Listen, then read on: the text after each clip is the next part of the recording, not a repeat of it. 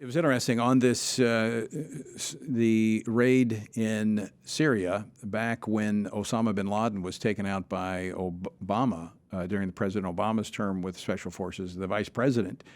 He was actually opposed to that move at that time. So a lot of similarities between the raid that took place last night and the raid that took out Osama bin Laden.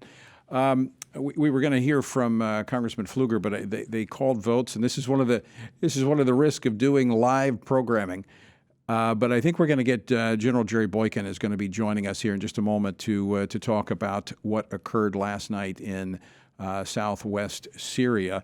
I'm sorry, because it is while it is unrelated, it does show that this administration is willing to take actions when necessary. So it was I commend the president for taking that action to stop this ISIS leader who had been linked to several terrorist activities in recent months that killed civilians and others. Joining us now to talk more about this is our own Lieutenant General Jerry Boykin, retired from the United States Army, now the Executive Vice President here at the Family Research Council. General, welcome back to the program.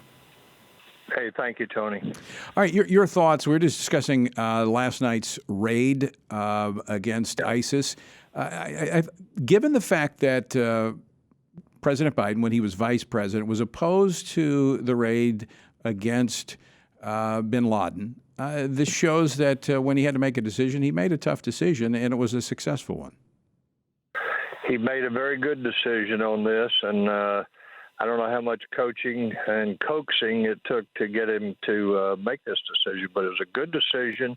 He deserves a lot of credit for this because ISIS is resurging. It's I don't know if you've been tracking it, but just not too long ago that ISIS made a raid on a prison there where they had a lot of ISIS and Al Qaeda people being held, right. And this went on for several days, and they had to bring in U.S. military support to get this thing resolved. So it was a good decision. This was a good kill. This was a guy that replaced Baghdadi as the head of ISIS, and now it doesn't mean that ISIS is on the ropes by any means, but they were in decline and are trying to come back.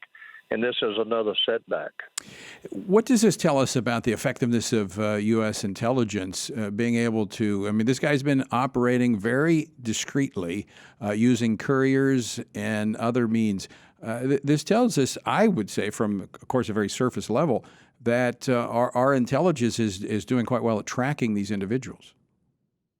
Yeah, that is in fact the case, Tony. And if you go back and do a review of the bin Laden situation and how we actually found him, what you'll find out is the primary source was human intelligence. It was somebody on the ground. It was somebody that was willing to, either for money or ideological reasons or even revenge, that was willing to give up his location.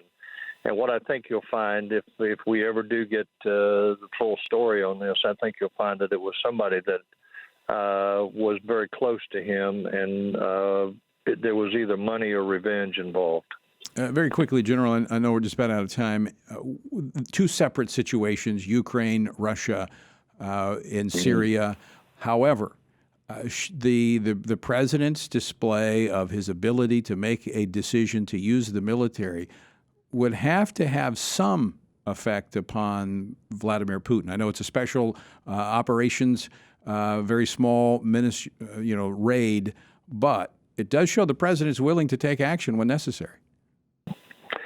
Let's hope that is the case. Let's hope that it portends his willingness to do what is right by China. And I'm not talking about, running military operations against them, but there are other things besides military raids that can be done against them as well as Russia.